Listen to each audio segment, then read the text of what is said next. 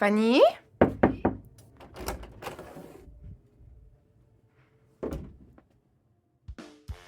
Commençons par un peu d'informations sur moi. Après avoir pris du recul des cours d'art, j'ai découvert une passion pour la couture de costumes que je présente durant des conventions où d'autres personnes partagent la même passion et la même fierté que moi pour la couture. Je fais aussi de la comédie musicale, car il est important de sortir de sa carapace car je suis quand même assez introvertie. De mes œuvres personnelles qui m'inspirent, dans le mou, il fallait faire une partie du corps, alors j'ai fait une langue. Pour quelle raison? Parce que pourquoi pas? C'est un muscle après tout.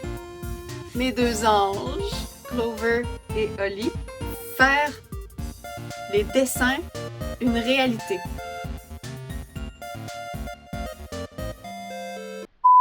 Là où que j'ai créé la vie.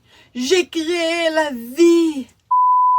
Pour le projet, j'ai utilisé plusieurs techniques de couture et de traitement du textile, comme de la teinture, de l'assemblage à la machine ainsi qu'à la main.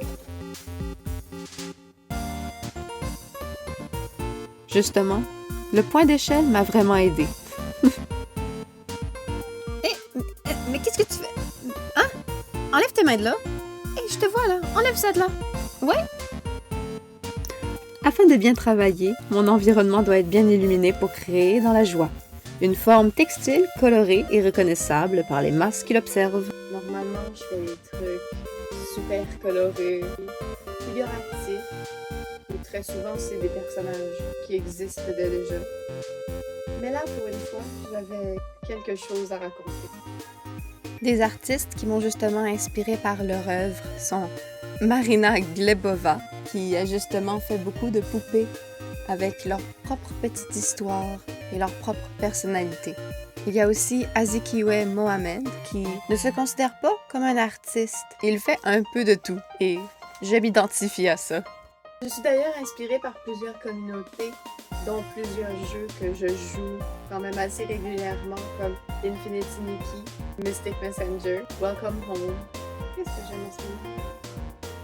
Love and Deep Space.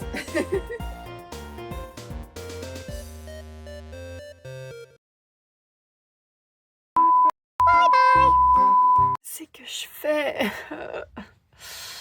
Je pourrais faire un bloopers à la fin, ça serait comique.